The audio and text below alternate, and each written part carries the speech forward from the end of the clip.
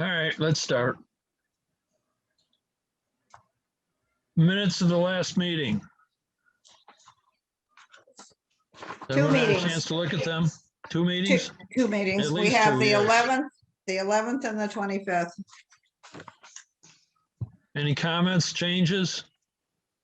Motion to accept those minutes? Motion to accept, Ron? Second, Second. all in favor? Aye. Moving on. Informal. 20 Excuse me. Mackinac Shores. Hey, pardon me, Ron. I had myself on mute as I was looking over the minutes. But one thing I did mention at the end of last meeting is not in the minutes, which was that when it comes down to performance standards, it would be really nice if we made it a three-phased site visit deal. Meaning that there was phase one when they come to us and we go to the site visit and all that, but somewhere in mid-work, we go and we visit the site to prevent stuff that's been happening without us doing that. Well, that's likely to be included when we finalize the performance standards. I didn't go into detail. Yeah, Okay. I did. It was just mentioning that we had discussed it because we didn't vote. We didn't really do much to have it go forward. We wanted to review what Lisa had done and then we would do more with the specifics. Okay. John, it could go in the orders of condition in the meantime. It does often. And we can also require that the applicants provide us with that. I did suggest it go into the order of conditions, but Yeah. we can talk about it when we get to performance standards. Thank you. All right, 20 Mackinac Shores and Namkeg. We had site visits at both those locations. Is anyone here to talk about either of those spots for more information or any changes? I think we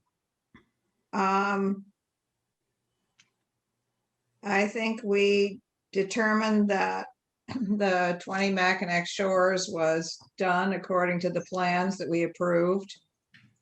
I think the thing that we had a long conversation with Steve Mack about was, and something that we need to consider going forward, is for us to have a better understanding of what, as John was saying, of the process. So, because I think we were all taken aback by how it was done. And we would get called to go down and take a look at it. And we would go, oh my God, because we didn't understand how the process was going to go forward. I think we had considerable conversation with them about what sort of plantings would be allowable. They must be native plantings, both under the town wetlands bylaw and under the LPOD.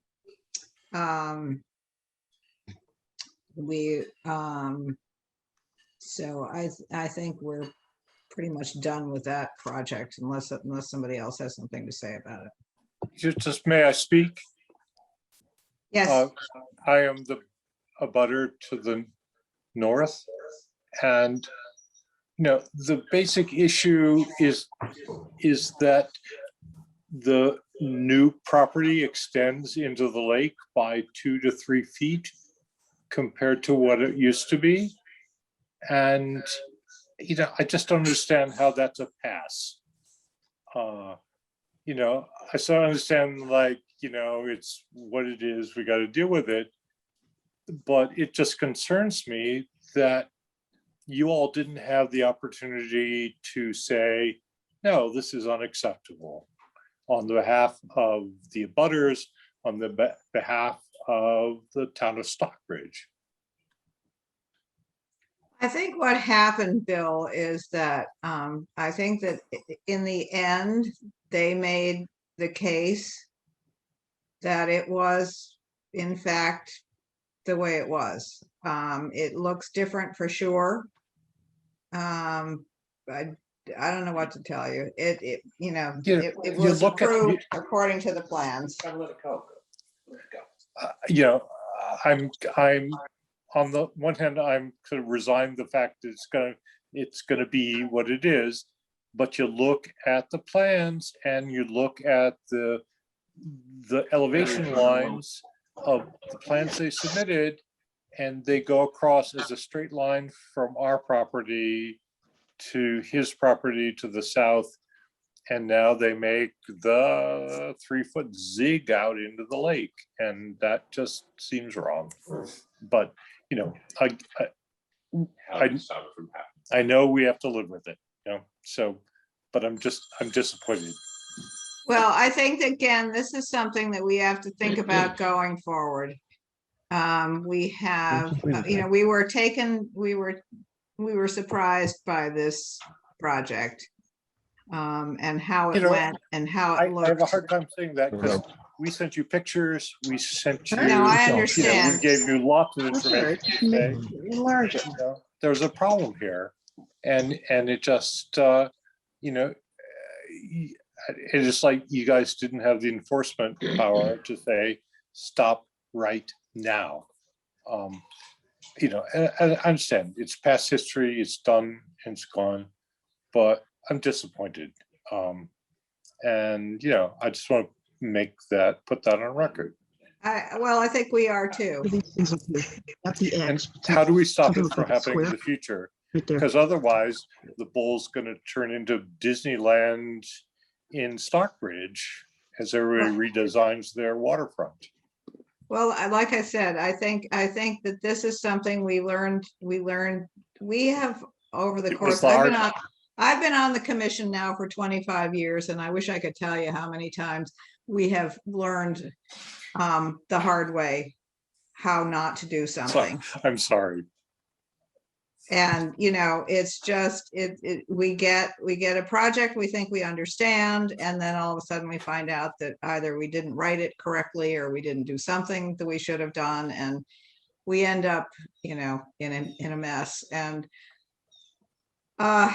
we're working on performance standards, as I think you've heard. That should, a lot of what the things we've learned the hard way are going to go into the performance standards so that it's a much more transparent way of looking at things. I mean, I can't tell you how many times we go and look at a project and go, oh my God, are you kidding me? And oftentimes there's really nothing we can do about it.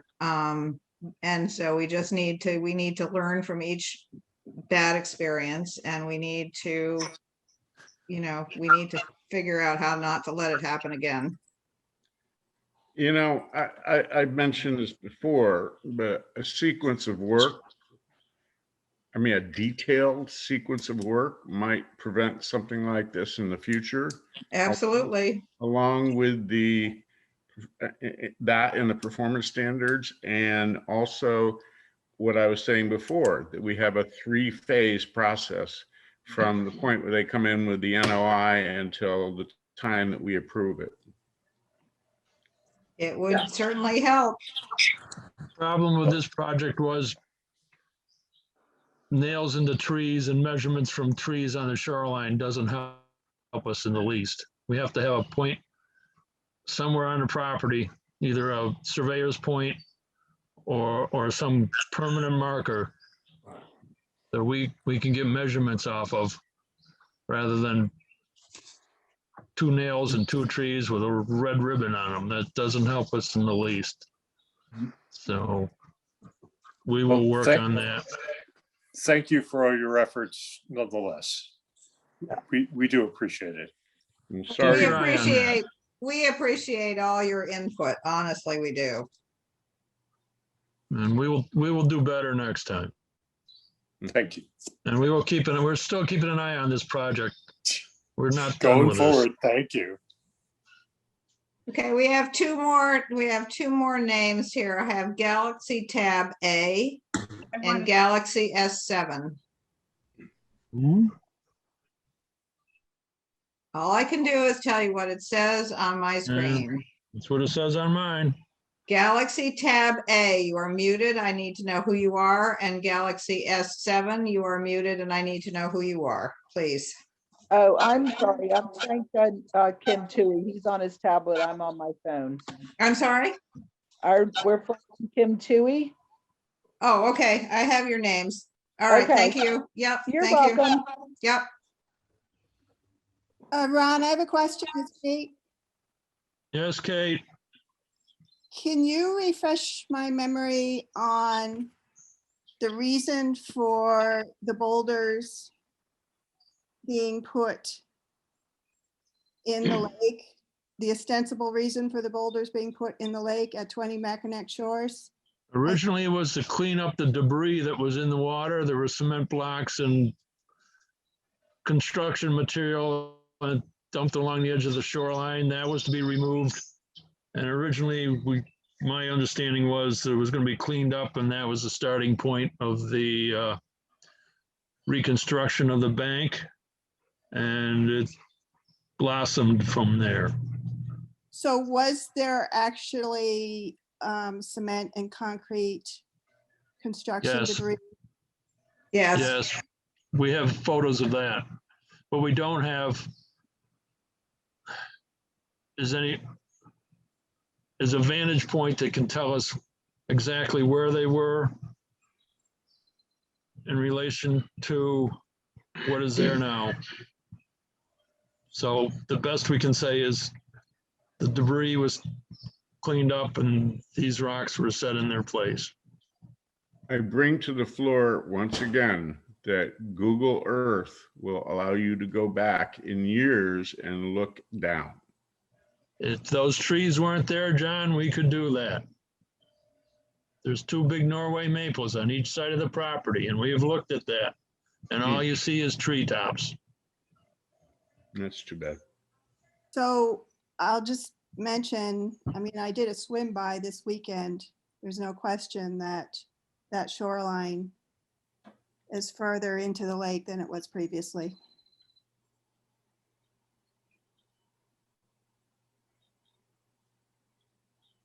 We have nothing to measure from other than nails and 2 trees. And we don't have, just because the stakes are in the water and the measurement from the tree to the stake, that doesn't tell us that where the high water mark was or wasn't. Yeah. It's also worth noting that DEP felt the order of conditions, was going to be what stood, and that I believe, correct me if I'm wrong, that they didn't even want to come out and participate in this discussion, and that the town didn't get much support there. We we did not. got no support. Well, that is separate from the LPOD deliberation.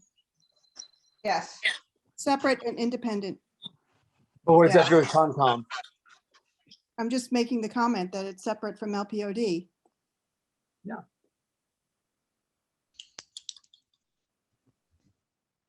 All right, moving on. so we had a note from Beaver Solutions. Oh, I wanted to talk about Namkeg. Was that Okay. fair? Just. Well, Beaver Solutions is next on the agenda. Oh, okay, I'm sorry. I don't know. I don't see anybody here from Beaver Solutions.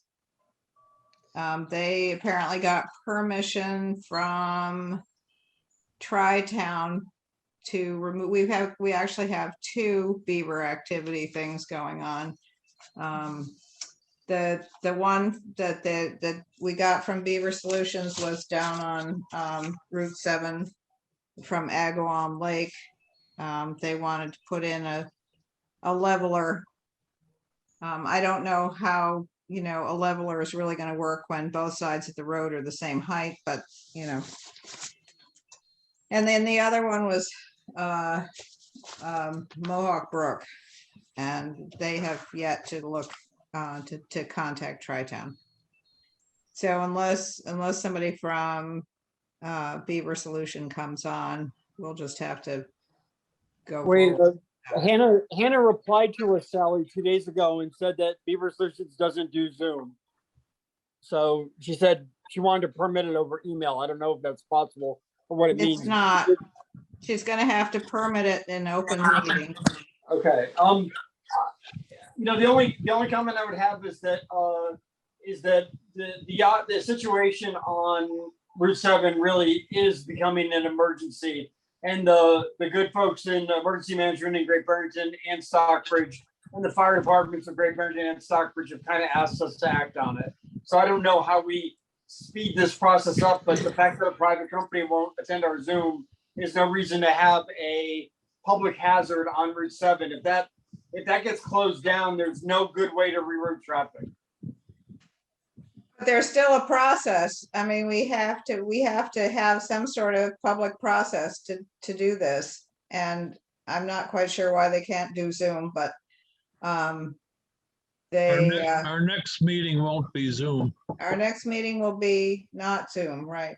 And we also, they could request an emergency certification. Okay. So I would think that that would be their best bet if you're in contact with them, or I will tell them. Yeah, no, I just, The problem with Route 7 is not going to be cured with Beaver Solutions.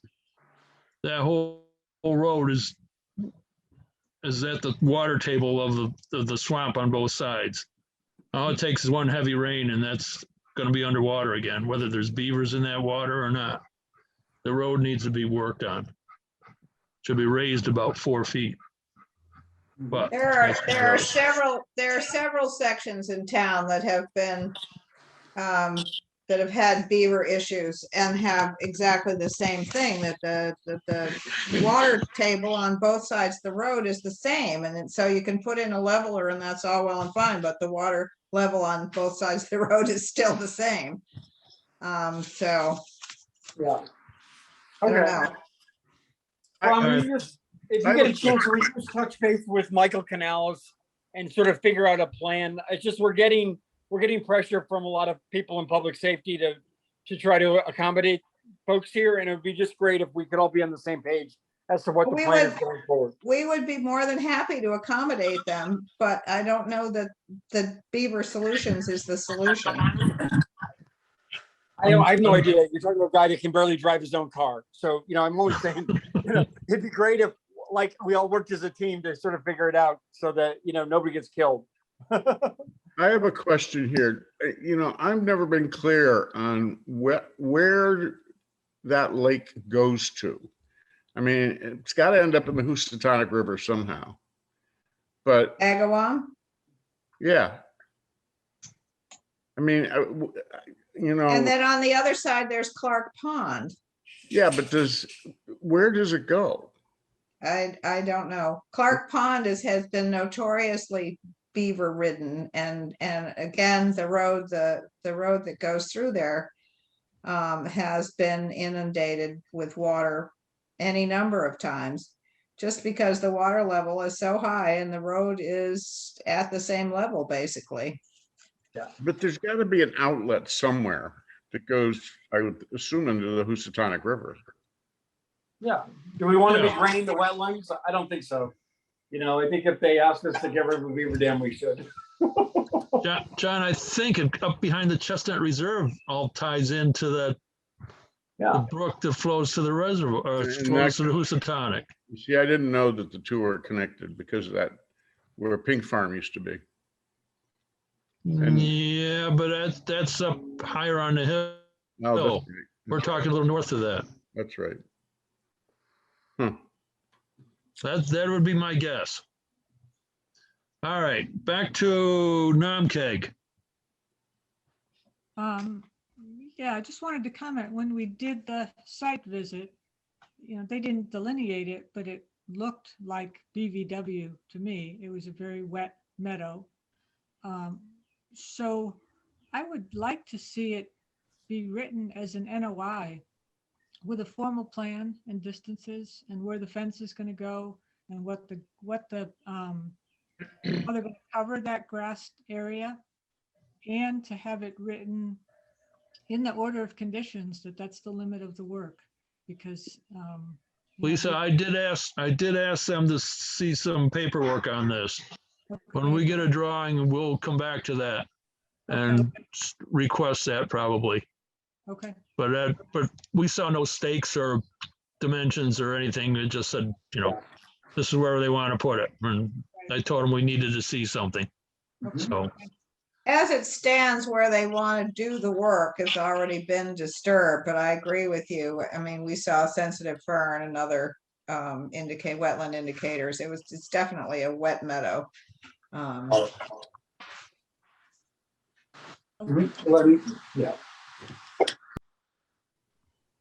all right. So hopefully we'll see something from them before anything starts.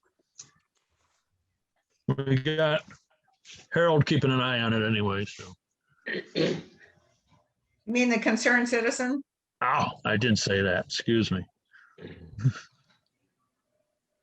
Okay, public hearing. No, we still have one more thing that has come up recently. We have received reports that the folks at 4 Goodrich Street are mowing and cutting brush and stuff and dumping it in a wetland. Or Goodrich. Mm-hmm. Against a concerned citizen. So we probably ought to go take a look at that at some point. I'll be home Thursday. Okay. what's the wetland, Sally? It's right, I think it's right on the river. Okay, I haven't taken a look at it, okay, thank you. but we got photos. I think I forwarded them to everybody. I'm sorry, but what was the address again for? 4 Goodrich. Thank you. It's all wet in there. I mean, again, that whole area is not only floodplain, but it's wetlands.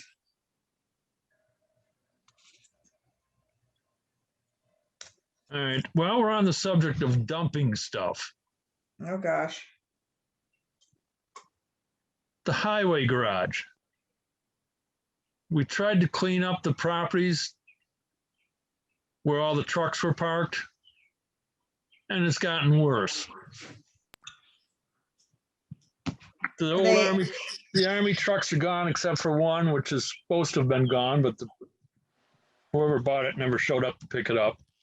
Now I believe all the stones from the Curtisville Bridge are in that area somewhere.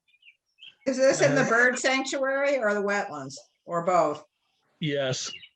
Oh, So I've had a couple conversations with people, and it seems that to make the area function, they need that space.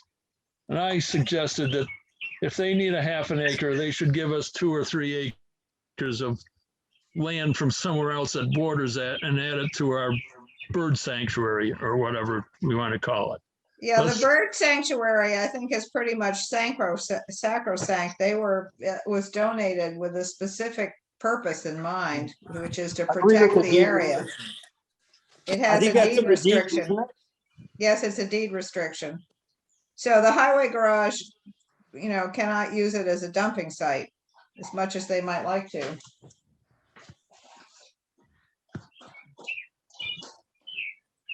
I have no other suggestions on.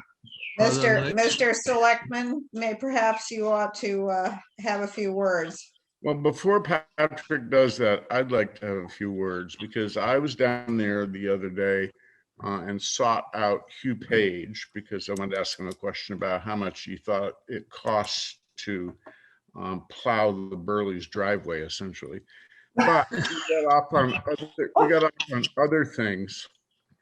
And the other thing was he was taking all of the scrap, and he had located a scrap buyer up in North Adams who was going to come and take the old weed harvester and all of the stuff that's back in the bird sanctuary and get it out of there. Seemed like it was pretty high on his priority list because he was dragging a truck out when I was there.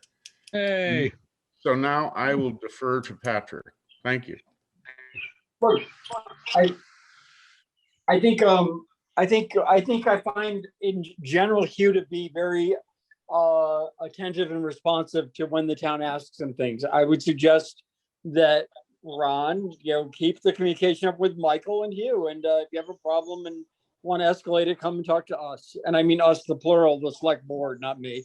I mean, I'm happy to bring it to them, but clearly though, if there's a deed restriction on the land, if someone donated land to the town to be a purpose, my personal opinion, not speaking for any board, is that we should respect those. I don't care if it was Mary Flynn with, the land up by Shamrock or wherever. People need to be respectful of what folks, last will and testament are. So, Is well, the deed restriction Hugh for the- was one of the people I spoke with, and Michael was the other person I spoke to. yeah. And I did talk to one other select person. So something's actually happened, then we'll see where it goes and I'll keep an eye on it. Good. Can you just tell me what the deed restriction is for the Conservation Commission? Piece of property was given to the town as a bird sanctuary. Okay, not the Conservation Commission. No, But don't we oversee it? I don't think so, but I'm not positive on that. I don't believe that it's a Conservation Commission oversight. Okay. But I could be wrong. Where's the land? Next to the town highway garage. Yeah. It's sort of south of it. It's Kate, it's between the Grange and the highway garage property. Is it partly wetlands? Yes, Yes. There was supposed to be a pedestrian path through there years back, but I don't know what happened to that either. It never got funded. Pedestrian path didn't happen because it was the bird sanctuary, Ron. All We right. tried to have that sidewalk put in and all that. Yeah. And it was like, you can't do it because it's a bird sanctuary. So that was the end of that. It had to be a set. Well, never mind. Okay. Sounds like a good reason.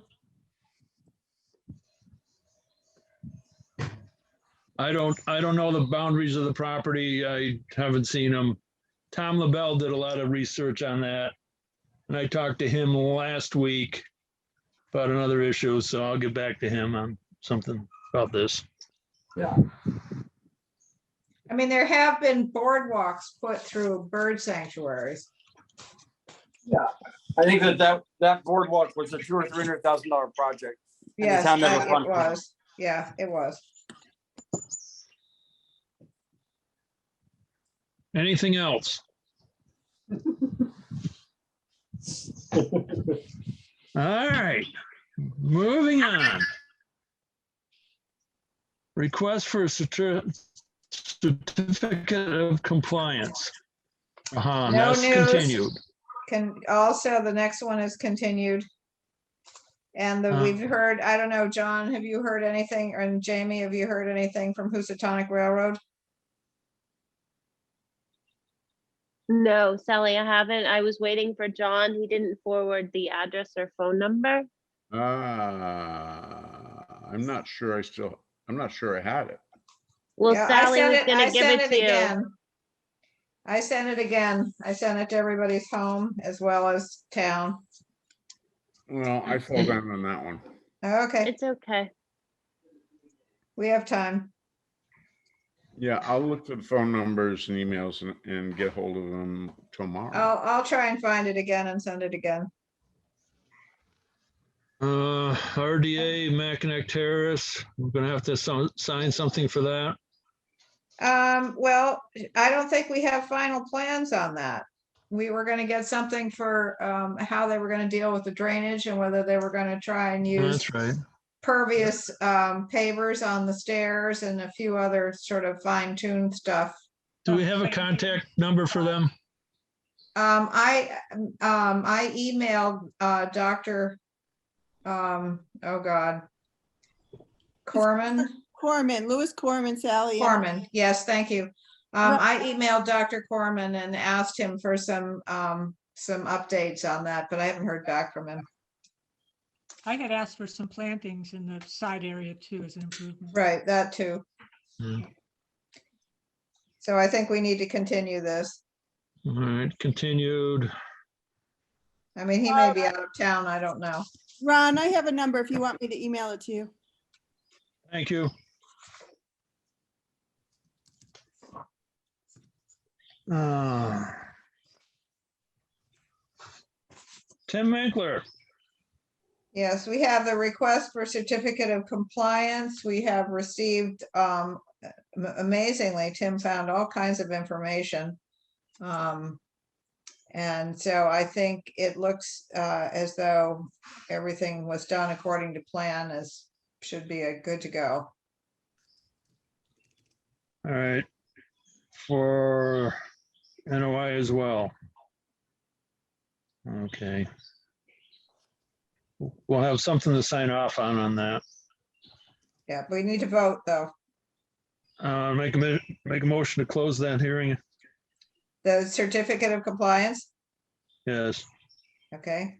Second, I make a All in second. favor? aye. Aye. I And then the notice of intent for the water and electric line, Make a motion to close. Second. All in favor? Aye. I aye. Give us a week, start digging after that. Hello, Ryan. Vegetative harvest. Got anybody here? Jackson, what is here? I am. Jackson. How's it going? You drew the short straw again, huh? Yep, that's me. Yeah, it's all overtime. Yep. So I unfortunately at the moment I don't have the ability to share my screen, so I won't be able to stick the site plan up at the moment. But I can just give you a quick review of the notice of intent and what's proposed. Jackson, can I just say something before we go forward? Because I keep thinking it every time we get something. We do not need 6 copies. Okay. 3 is fine, please. 3 hard copies. All right. Yeah, because then I just end up throwing them away. Understood. Who are the other 2 for, Sally? Because I really want to start to pick up hard copies. So, Okay, then we could get 4. okay, thank you. 4. All right. Yep. Thank you. Thank you for putting that on screen there. So I'm sure you're all relatively familiar with the harvesting and Stockbridge Bowl that's happened before, and the permitting they went through last year, and there was some issues with that. But so we're applying for a new notice of intent this year. The applicant is the town of Stockbridge, care of Michael Canales. And the owner of Stockbridge Bowl is the Commonwealth of Massachusetts. So we are applying for this NOI under 310 CMR 10.533L, which is a limited project use. We believe that that description fits this project as it describes water dependent uses within land under water body and other resource areas. We received some comments from Mark Stinson today. I don't know if any of you had a chance to look at those. We got a lot of comments from Mark Stinson. Yes, we are 2 preparing. pages worth. Yep.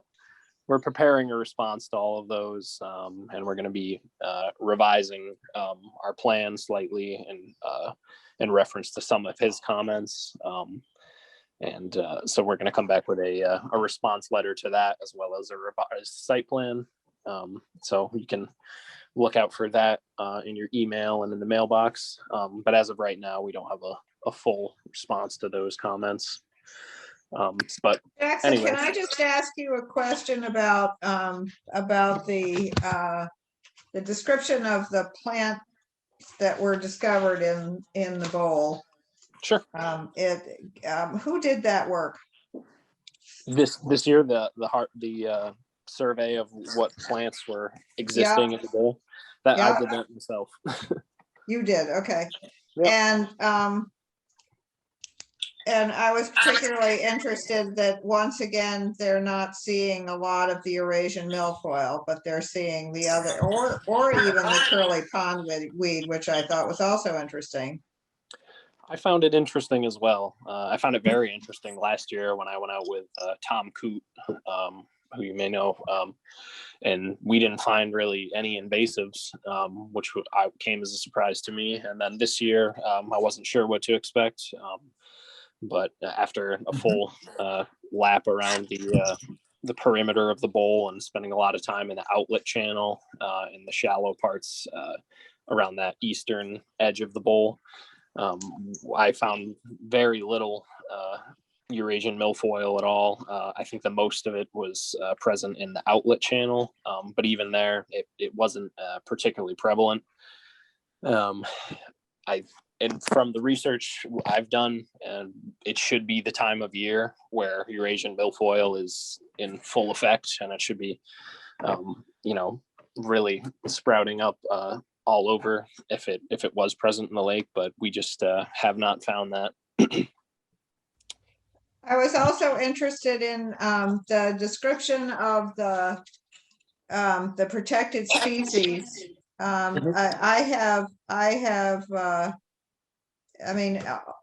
Throughout the years with various projects, the boreal turret snail has been mentioned, but it seems to have gone extinct in the bowl as far as we can tell. I was also interested in the Pillsbury spire snail, or Marstonia lustrica, whichever you want to call it. Is this from Tom Coote that he thinks that because he's probably the foremost expert on this snail of anybody around. Is he the one who is saying that maybe it's really not linked to the chara, but it's linked to just any old plant that happens to come along that it can grab a hold of?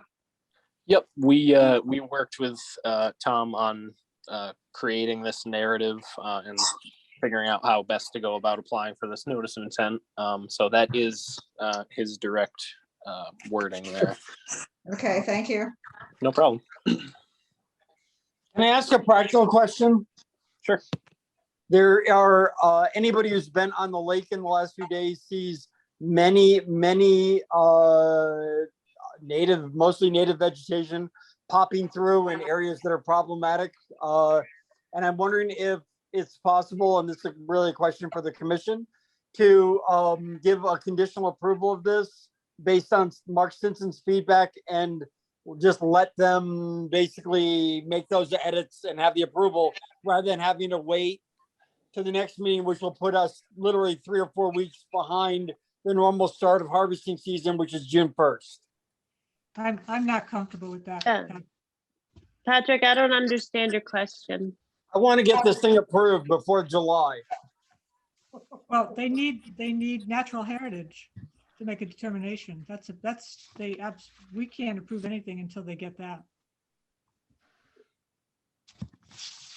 Is that true, Jackson? Yes. I thought the natural heritage would give us a pass. Yes, it is true. Yeah, I believe that is the guidance of Mass DEP. They would tell you to wait until Natural Heritage has issued their determination. That would We are not permitted to close a hearing until we've heard back from Heritage. Okay. So I'll just say that the weeds are swimming in the lake on the east side, at least. It's the weeds are getting a little bit thick, maybe about 4, 5, 6 feet depth. And there, I may see a little bit of milfoil very shallow in, but I almost brought a sample tonight. I should have. I wasn't sure what it was. And there are several kinds, Kate. Yeah, I know. I was sort of like, what I was seeing didn't quite look like it, and that's why I almost pulled. I almost pulled some to bring along. I should have done that. It's my understanding that the native milfoil is usually in single or leave it be. spare strands where the Eurasian would be in denser clumps.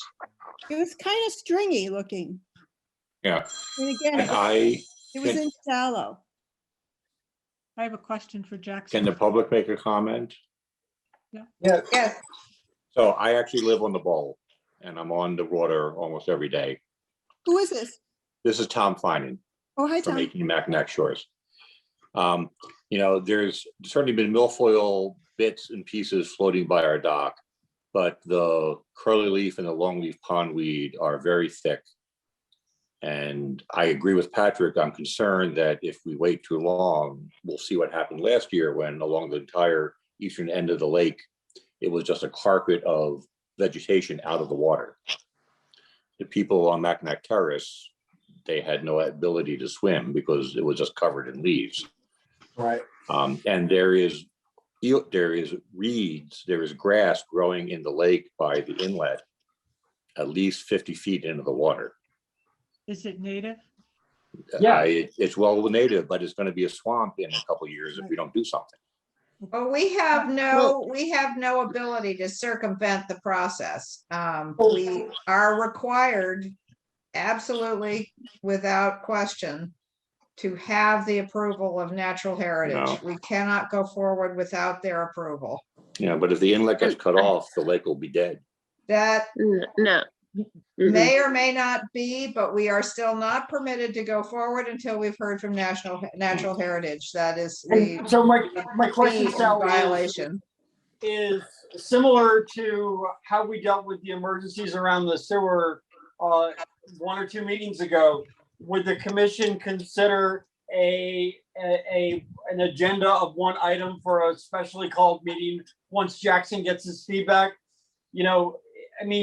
Basically, let me ask you a different question. What is the process going forward in a best case scenario and a worst case scenario? It's already June 9th. So if we just follow the normal process. We have to hear back from Heritage. They have 30 days to, from the time that they receive the filing, they have 30 days to make comment. When did they get the filing? I don't know. They Can we got find out. They got the filing on May 19th. All right, Okay. so So they have 30 Okay. days. They have 30 days to make their comment as to what they would like to see. And we can always call a special meeting. Obviously, it has to be advertised, has to be posted, but we can have a special meeting to vote and sign at that time. Patrick, can you contact Natural Heritage to see if you can push things? along?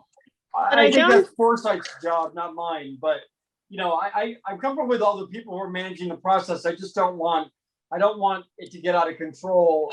And that's my concern. And the other thing I'll throw out there, Sally, is that CMR 10.60 allows us to find that this will have, that harvesting has no adverse impact. And if this starts to drag on, I would suggest the Conservation Commission make that finding. Also, I don't think it's an emergency. I think we should follow the process. I agree. We And I was cannot, out paddling, and there is the weeds are growing, yes, but there is no milfoil. It's all natural stuff. And the pollen is probably a worse problem than the weeds also. And it's not as if it won't get harvested. So I don't see the panic. Why is there panic? It's nobody's panicked, Jamie, but the town, we have a season that's 2 or 3 months long, and I just don't think it's reasonable for a lot of different folks to use the lake and a lot of different parts of the lake. And you can't tell me that this part of the lake here it doesn't become problematic. It quickly becomes unnavigable. So And I just think we want to try to support what the users of the lake need from us. That's all. Patrick, can I ask a question? Because this is really new territory for me. Why does the town wait so long to bring this to the commission if it becomes bad really quickly? Why wait till this? Look, I don't want to get into a blame game. Harvesting got complicated by the herbicide fight, and that's the reality we're in. It's not like we waited, but unfortunately the process just is taking a lot longer than it took for the last 30 years that we harvested successfully. you know, so, you know, but I'm just trying to make sure that anything we can do to even shave a few days or a week off, we do, you know? And We also- certainly if we can't get answers by June 23rd and approval of the order of conditions, I would advocate that we carefully read 10.60, which gives us the ability to approve harvesting if we find that it has no adverse impact. And that I believe to be true, frankly. Well, they are required to get back to us by then, so there's no question about that. They have Yeah. 30 days. They must get back to us within 30 days. So that would be before June 23rd. So just as a member of the town who lives on the lake, I would urge you to deal with this problem, because if the lake last year is any indication, it's going to be worse this year if it's not harvested. And it was bad last year. It will Well- The be. weeds were really, Yeah. they were native weeds, but they were really You bad. had to be out 40 feet. You had to be We out were 40 feet. not permitted to harvest Yeah, native weeds I last understand year. that. Yeah, I understand that, but they're still a nuisance, and weeds can be, picked. Yeah, but I mean, we have to draw a line somewhere between what is our responsibility as the Conservation Commission, which is the environment and the recreational aspect of the lake. Our responsibility is not the recreational aspect of the lake. Our responsibility is the environment of the lake. Yeah. And well, we have to abide by the laws of the Commonwealth, and that states that we cannot close a hearing and issue a permit without a response from Natural Heritage. I understand that. It's just that I'm happy to take anybody out on a boat who hasn't been on the lake and let them see what it looks like. I've never been on the lake. No, I'm kidding. Okay. Thank you. Patrick. Thank you for listening to me rant. Patrick, Yeah. do you have an operator lined up for the harvester? Well, I don't know, but all I know is I'm a No. town employee that gets paid $4,000 a year. and so No, I'm that covered by was our an insurance. issue. Roxanne had brought that up, and they don't have a highway department person hired yet, and it isn't up for a volunteer. It's, I wouldn't be a volunteer. I'm actually an employee of the town. Yeah. Okay, So great. in a worst case scenario, I think we may put Michael Nathan on salary at minimum wage. I'm not kidding. Yeah, I don't know. It's very difficult. He would to recruit gladly people to do it. work. He would gladly do it, Patrick. Hi, Beth. How are you? I'm fine, and I'm looking out at almost a bog out here. So it's really bad down the outlet. Yeah. Really bad. We also, if we do have an operator, he's got to stay within the boundaries that are set I by understand the, that. Right. we can't just do it along docks. Everybody's dock that wants one. That's not going to happen. If they want your dock cleared, you're going to have to find some other way. How does that happen? How do you have control of that, Ron? So it doesn't happen? I think we're doing GPS, aren't we? Jackson, are we going to end up with the GPS or no? I believe that's how this is planned to be done accurately. Yeah, it would likely be done by GPS, so you can roughly map where these proposed zones of harvesting are and try to stay within those on the GPS mapping while Also- harvesting. Also, I believe SBA is supposed to put out buoys around the testing control plots. Okay. Yes, that would be very good. As Mark Stinson, one of Mark Stinson's comments was that we should Not not be. very good. It's required by the herbicide order conditions. So And Jackson, Gary Kleinerman said he hadn't put them out. He's the harbor master, that they hadn't been put out yet. There are two No. different sets of buoys, though. They're the ones that my husband puts out, and they're the ones that are going to mark out where they're going to do the test plot. Right. But they haven't found any milfoil, so there's no need to put out buoys for a test plot if there isn't anything to test for.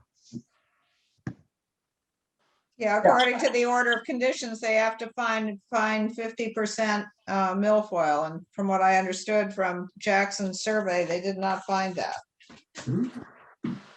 Oh, So Jackson, I had a question. The Sure.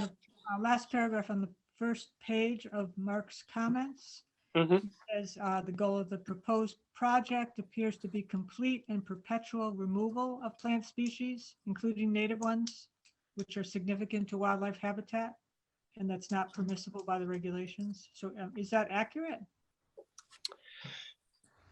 Well, like Michael said, or sorry, Patrick said, under 10.60, land under water bodies can be altered if you deem that the alteration is not in negative effect of that resource area. I believe Mark Stinson. How would that be accurate, though, that it's not, it wouldn't negatively affect wildlife habitat? We go through that in our notice of intent narrative pretty extensively under our protected species section. And I believe it'll mostly be done by avoiding really shallow areas. So the idea of how we've proposed this now is under guidance of natural heritage from the last notice of intent. They advised us to avoid that habitat. We would stay in a depth of 6 feet of water or greater, which tends to be where most of the floating pondweed and other submerged aquatic vegetation grows within the 6 or 8 to 15 foot depth range. It doesn't really get any deeper than 15 feet as they won't grow to the surface most of the time. There are plants that will grow obviously in 6 feet of water to 0 feet. So we can't harvest all of the native plants that are along the shoreline. But we believe staying in that 6 to 15 foot depth range will possibly affect some of some protected species habitat, obviously by removing vegetation, but we believe we'll be preserving the vast majority of vegetation that snails, protected snails like the Pillsbury spire snail and the boreal turret snail, they tend to nest or lay eggs in a much shallower water. So we believe staying between 6 and 15 feet will generally protect that habitat. So okay, that's helpful. So his comment about So- perpetual removal isn't accurate?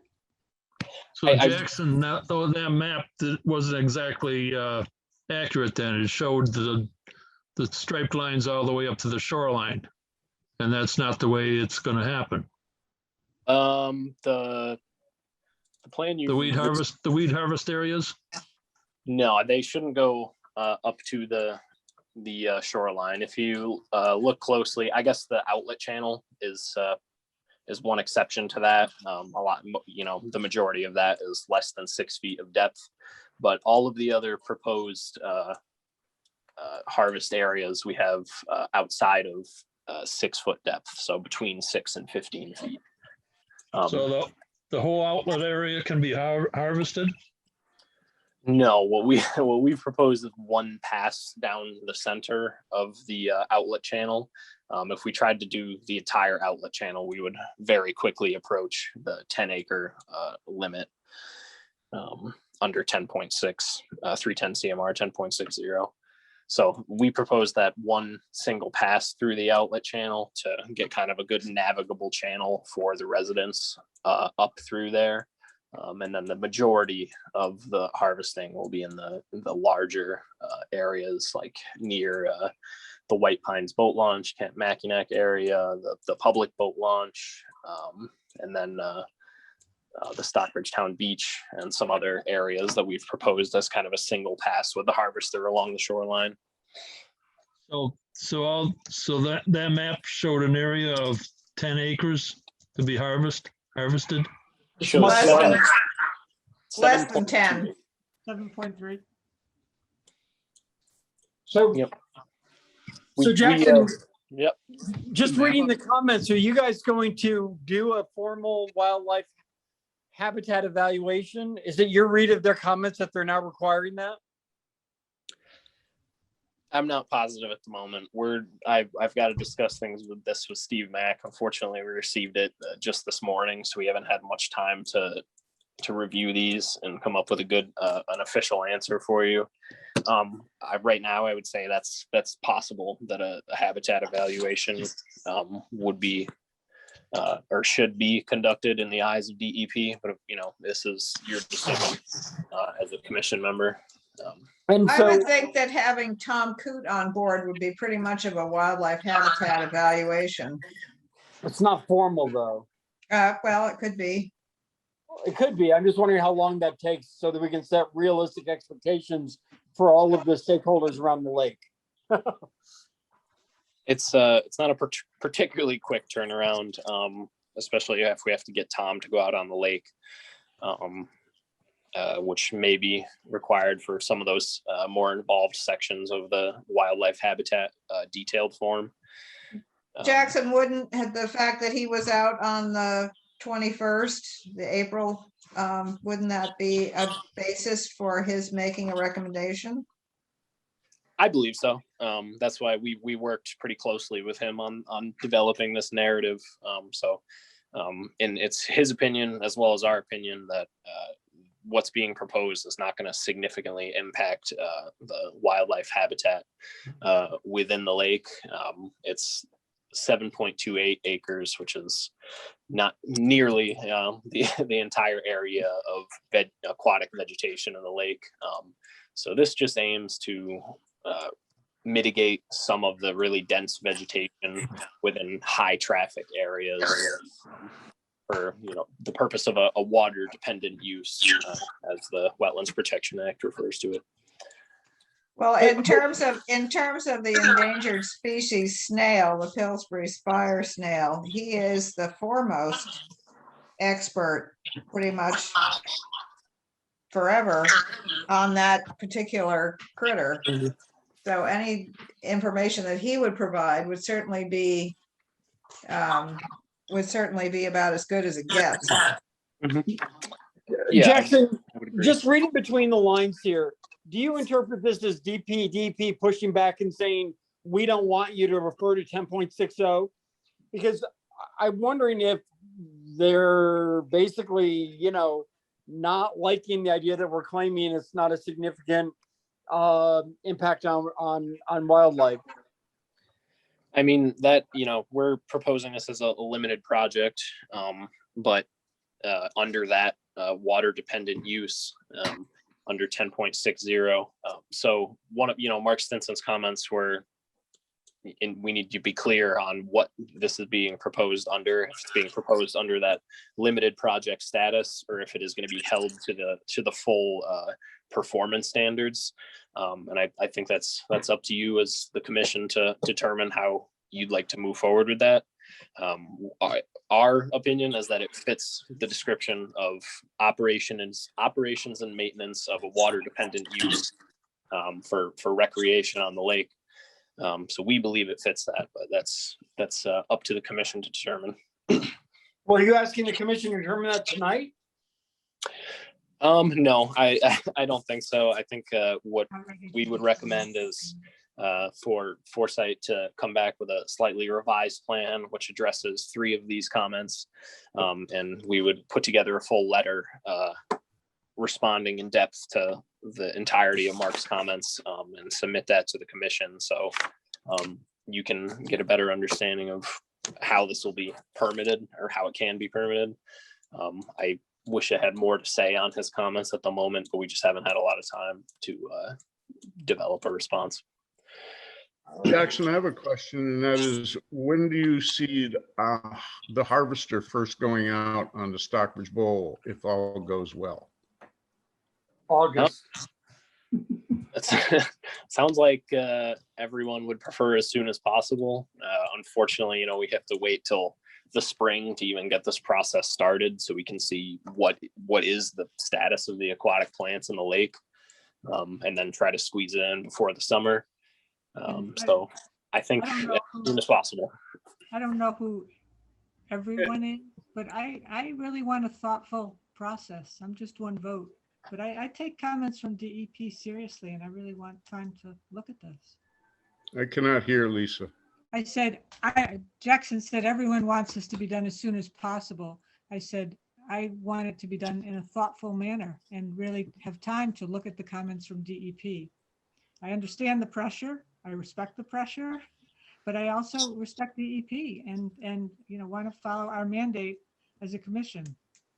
One thing to keep in mind, Lisa, is that we've been at this for quite a long time. So this isn't really new to us, both in the terms of permitting the harvesting, but also the health of the endangered species. I think that the notice of intent talks about the bridle shiner fish and how this, has traditionally not had any effect on the fish. The snails, as few as there are of them, seem to be hanging in there for all the things that we've done to them over the years, including the harvesting I don't know how long we've been doing harvesting, as long as I can remember. So they seem to be able to survive it, generally speaking. So some of this is not reinventing the wheel. It's going back over ground that's already been covered a number of times. So are these comments that Mark sends every year? No, they don't, because this was permitted for 15 or 20 years. And then the permit got blown up because it didn't permit herbicide use. And so they forced us to not file for renewal because it included a ban in perpetuity on herbicide use that was written in 2005. Yep. And I'll just also comment that while I think that the people at DEP are knowledgeable and they're wonderful and they're great, let's also remember that the reason we're in this position is that we have an order of conditions for an ecological restoration of a problem we haven't been able to document for the last 2 years. And I feel like we're living in Alice in Wonderland where we've got this huge thing that we're going to do to basically anticipate a problem that hasn't existed at least for 2 years. And meanwhile, nobody's getting relief for the thing that we've been doing for 20 or 30 years. Okay, that's helpful. Thank you. I don't know all the history here, so. No, I'm just saying, it's like, where's the ecological restoration when you can't show that there's any milfoil in the lake? What are we restoring? And it never was about a restoration project. Well, that's what the DEP I'm permitted. sure of it. I'm sure it was never about that. It was about exactly what Mark Stinson spoke about, that they wanted it. They want a swimming pool with chlorine in it, and they don't want to see any weeds. Yeah, well, now what do we do? Now we deal with this. Ron, can I ask a question? I've had my hand up. Can I ask a question? Sure, Kate. Just in the interest of strong communication, so that people, lake dwellers and lake users, can be informed, can you share out the Mark Stinson comments? Public.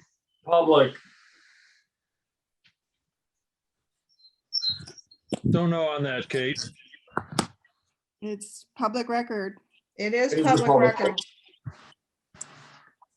Anybody who wants a copy is welcome to ask for it. I'm asking for it.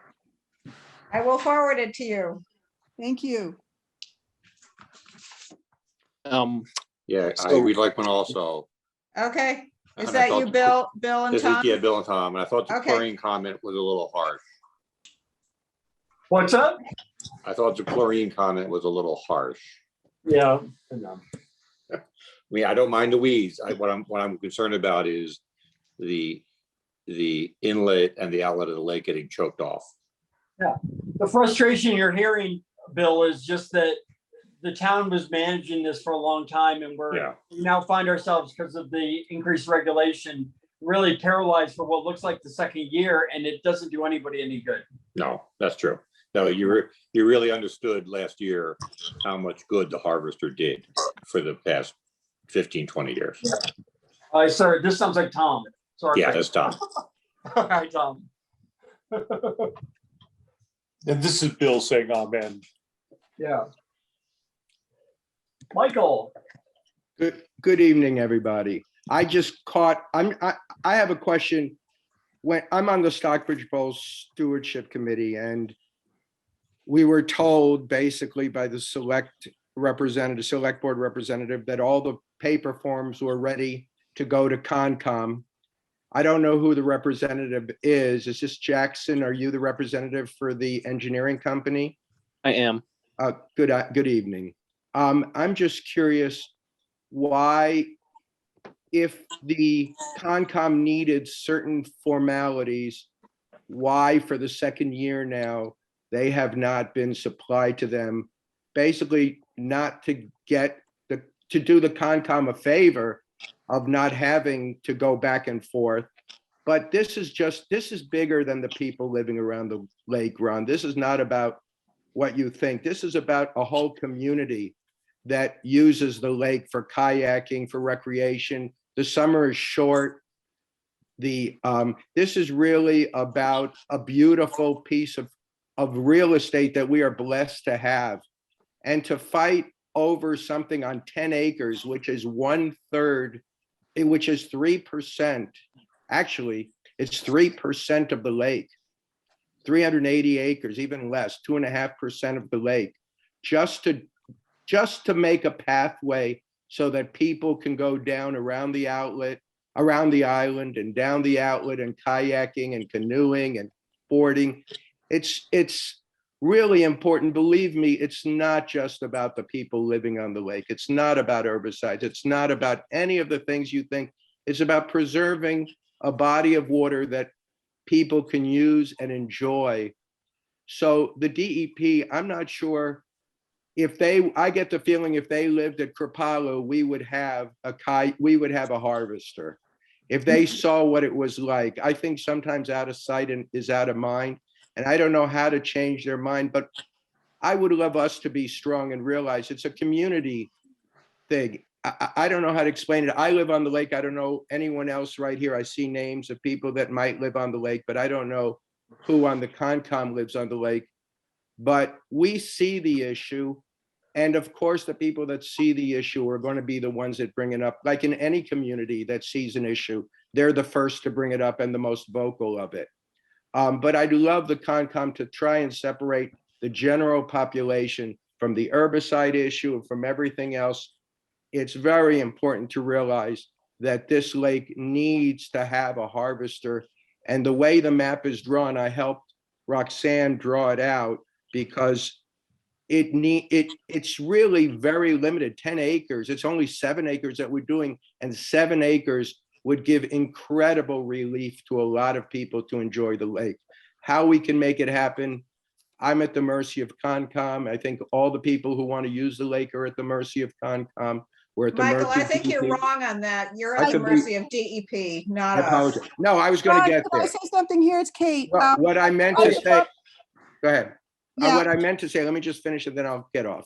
What I meant to say is, I'm hoping that the Concom will confront or discuss this seriously and say, as a town, we need DEP or NHESP, not just the engineering company, but saying that this is really hurting us as a community, our recreational ability to use this. And it's really very little. The outlet, when they talk about the snails, the outlet they have not found any snails. It's just potential snail habitat. They really haven't even found any there.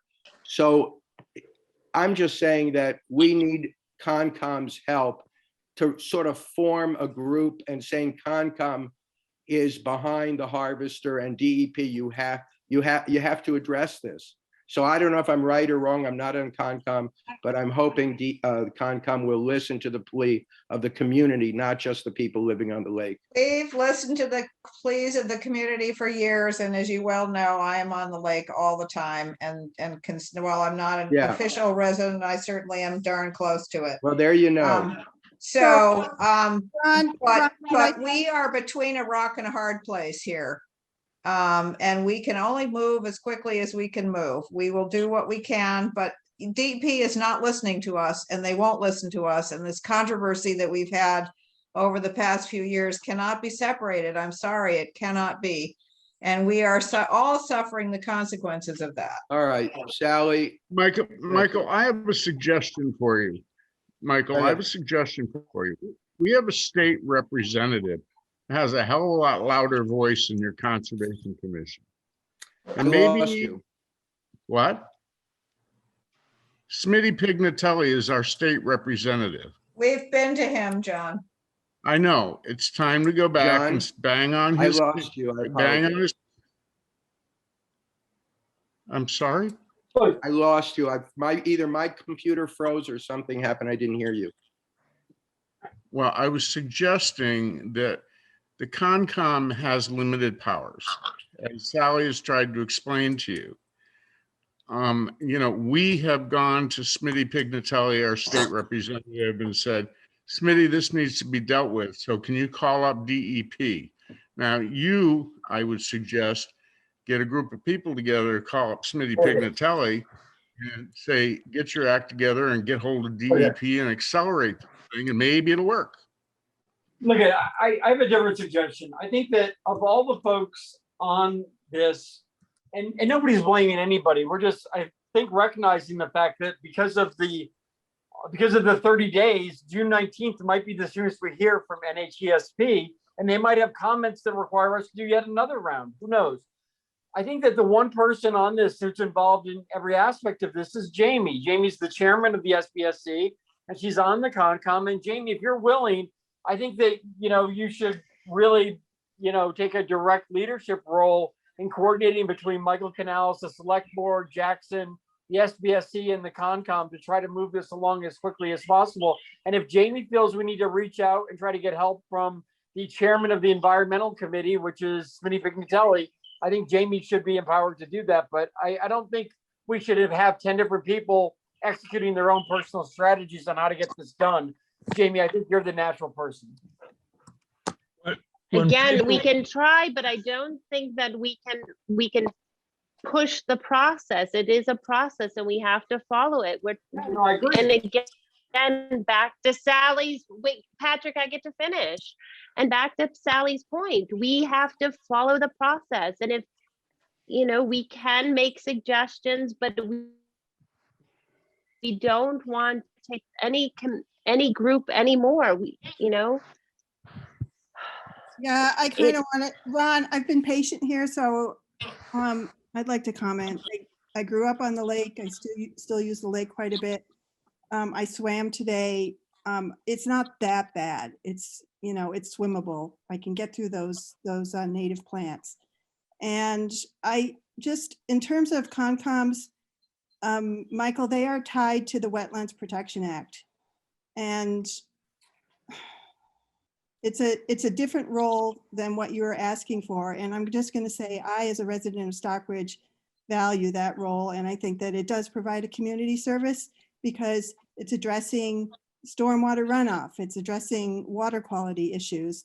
And it's, addressing these things that may not matter to everyone, but they matter to a large number of people ultimately because they tie to water quality and habitat.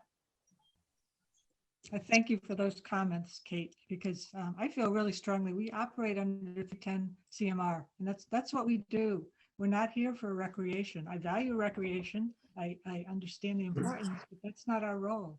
And I want this to go through, but we have to go by our mandate to follow 310. If I might, when the correct paperwork comes through, we will sign it. I have no problems with it, but as for pressing DEP, I don't think that's going to work well. Ron, if I might interject just about how we can move this forward. I agree. I don't think asking DEP to speed things up is going to get them to speed things up, in my experience. But what Foresight can do is we're going to put together an official document responding to each one of DEP's comments, and how we believe our notice of intent addresses those, and addresses the issue of wildlife habitat, and how we can move this forward. So we will be submitting to you as soon as possible, likely sometime this week or the very beginning of next week, the responses to all of these comments from DEP, as well as a revised site plan and we would meet with the Conservation Commission as soon as possible. And Jackson, do they have 30 days to respond to your responses? DEP? Yeah. Typically, I receive no response from DEP when we respond to their comments. The comments are for the guidance of the commission to help you make decisions. So they are just that. They're just comments. They're not demands. So we're going to respond to these comments and how we believe the notice of intent meets these requirements. And then we'll provide that to the commission for your information, so you can make the most educated decision on how you'd like to move forward. So we will get that to you as soon as possible, and we're open to meet with you as soon as you're available. But let's just all remember that Jackson's work is not the critical path issue right now. It's the comments back from NHESB, which we need to wait for. So my guess is that we're looking at close to the next meeting. Correct. We will surely give you a revised site plan and a response to DEP's comments before natural heritage, before that 30 days is up. But yeah, that is kind of the limiting factor here, is waiting for those those comments from natural heritage. So again, let me restate that I am not opposed to the weed harvesting, especially now that there is a plan in place. Plan that entails what's going to be done and where it's going to be done. And we never really had that before. And I think this whole thing came about because of the other issue. And I think it's a good thing. So when this comes about, we will speed it as long as fast as we can. But until the stars start to align, we're not going to do anything beyond our capabilities. We're not going to step on toes or pass things that we can't pass. So be glad to help when we can. Anything else?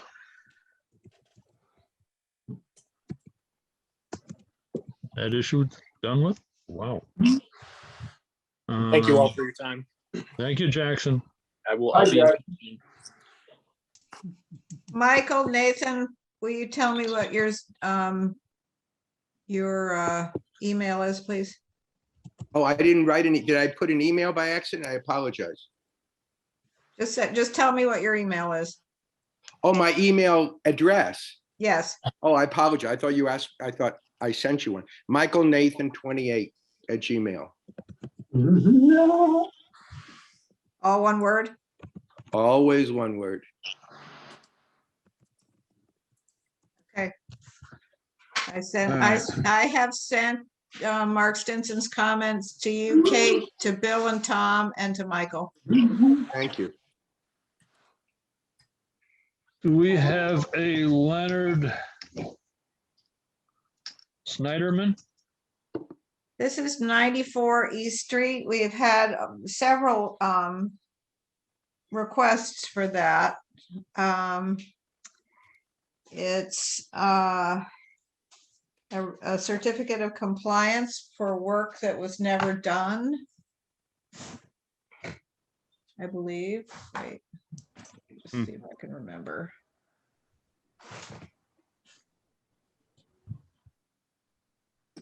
And given how many phone calls I've gotten, I'm surprised there's nobody on the meeting.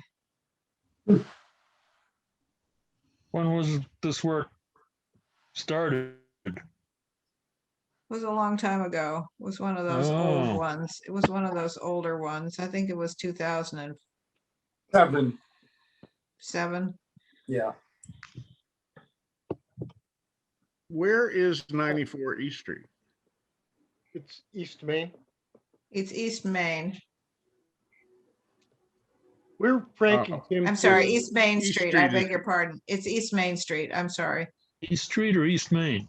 East Main. I Okay, believe. so well, now that we know that it's East Main Street, where is 94? It's down by the old town hall, I think. It's down in that area. That can't be right, though. No, it's the other end, I think. The other end? Yeah, because aren't the whites 7 main or 9 main? Because the town hall is 50, so it must be the other side. Yeah, it's got to be down by going for Lee. Well, Have they sent us any copy of any paperwork? Do we know if it ever got done? Let me see if I can find it. Hello, Yes. this is Frank and Kim Toohey. We're on this. Ah, call. yes. Okay. Yes. Thank you. Yep. Yes, we are here, and the work Okay. was never done. Right. The house is really overgrown. It, The house requires a septic system, and the order was written to, I guess, according to the attorney. according to the attorney, to provide some kind of like environmentally safe septic system called a Presby septic system. And we want to reapply for that or get this, we want to buy the property, and we can't buy it unless we know we're going to be able to put a septic system on the property. Well, I think if it's an existing house, Yes, so I mean, you have to have some sort of septic. exactly. This had a failed septic system, which we'd Right. like So to a failed replace. septic system, and it's been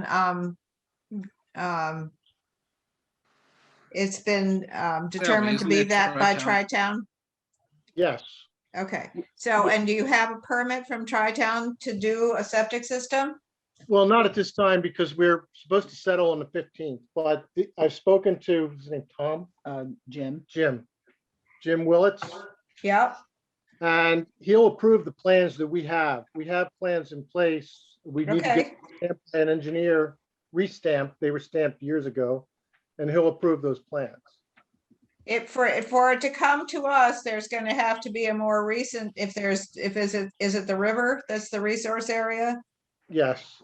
Okay, so we will need something a little more current from your engineer, defining the boundaries and all that kind of thing, if there are any wetlands on the property. Okay. And, obviously, we don't want a failed septic system.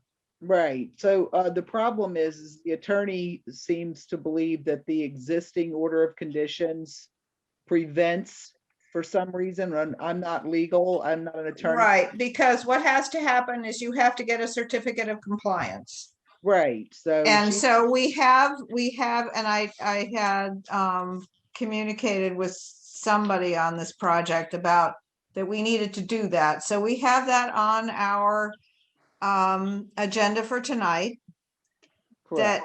That we can issue a certificate of compliance as long as somebody ensures us that none of the work that was done under the original order of conditions has been done. It has not. Okay, then we can issue a certificate of compliance stating that, and that will clear your title and get you ready to go ahead with the new filing. Oh my gosh, thank you so much. That's awesome. Because we were very concerned about that. Yeah, it's not a big deal. It's just paperwork that has to be done before you can file again. Okay, so then we can go ahead and go to settlement, and then we can refile for the permits and everything that we need. Right. Okay, and I understand, I did have a quick question. I understand that there is like a pamphlet at the town hall that has all the steps we need to follow. Is that actually something I can pick up? You will most likely need to file a notice of intent. Okay. And that you will find on the DEP website. Yes, ma'am. It's under Wetlands and Waterways Forms. Okay. And you're going to have an engineer. I would have my engineer file that for you. Okay. Because they do it all the time and they know what boxes to check and all that kind of stuff. Okay, awesome. So we just need to vote to issue the certificate of compliance saying that none of the work was done, and it's just a really simple process. Okay, thank you very much. All right, I'll make that motion. I'll second Okay. it. All in favor? Aye. Any opposed? All right, we'll issue a certificate of compliance for 94 East Main Street on a septic system that never got put in. And then they can Okay. start all over again. Awesome. Thank you very much. Anything else, Sally? I haven't missed? I don't think so. And I just would like to remind people, because we have 2 certificates of compliance tonight that are fairly old. One is very old. We have very good records in town hall from the Conservation Commission, but once you get past about 1985, it's a little spotty. When you file a notice of intent, it is required in your order of conditions that you file for a certificate of compliance upon completion of your project. And it will come back to bite you if you don't do that. So really, if you're going to file for a notice of intent, you really need to file for the certificate of compliance when your project is done, or at least say, no, we're not going to do the work, and get it cleared off the books. Within 3 years. Okay, Just thank you saying. very much for that information. Sally, Yes, within 3 years, correct? when the project is done, and the order of conditions is good for 3 years, you can apply for an extension. And that goes with the time. But as soon as your project is done, you're supposed to file for the certificate of compliance. I think theoretically, they figure that most projects will be done in 3 years, and that's why they have that, they have that time frame. But, every time we get a project that's 20, 30, 40 years old, then we have to go find it. The engineer is dead, the contractor is dead, possibly the people who owned it were dead, and there's nobody to testify that the project was done the way it was originally planned. And it's grown, trees have grown, and grass has grown, and everything has grown. It looks different. So it's very hard to determine whether it was done according to the plan. Okay, great. Thank you very much for all the information. My lecture for tonight. Thank you. All right, let's discuss the performance standards. Okay. Where do we stand on that? Well, I sent them back out to the Conservation Commission with the edits that we made at the last meeting. I don't know if you're able to pull that up, Patrick. Let me look for it. Sure.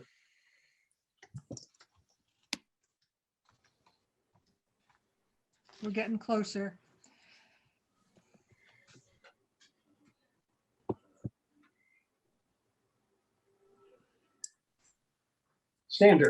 Standards for buffer zones and banks. Yes. There were 2 of them. Which one did you want? The one that includes banks. Okay.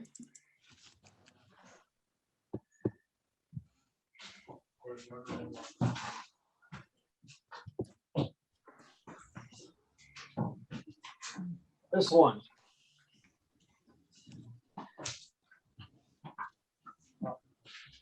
Okay. So we had, yeah, I think this is it. If the end of it is banks, we had looked at this last time, and I wanted feedback on the distances that I put in here to make sure people are in agreement with these distances. So if you go to under C on the first page, Patrick. This one? A, B, C, A, B. Oh, Yep. C, this C. Okay.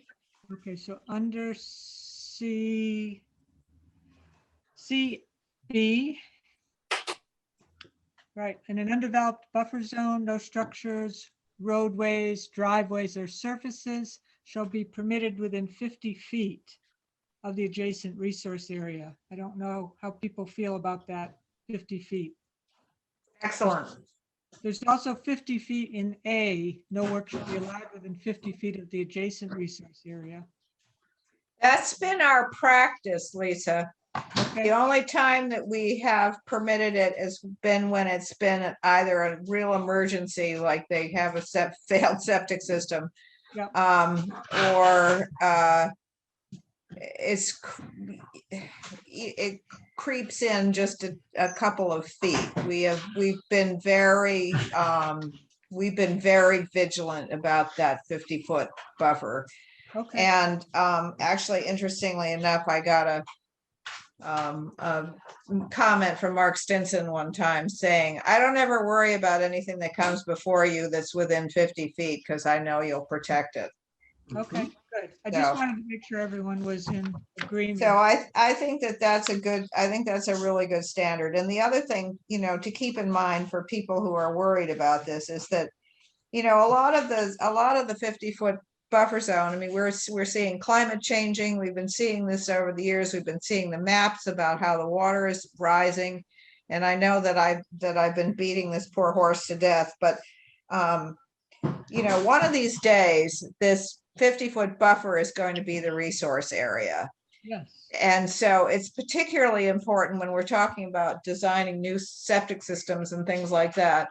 And also just houses, that people understand that it's not that we're trying to restrict their development.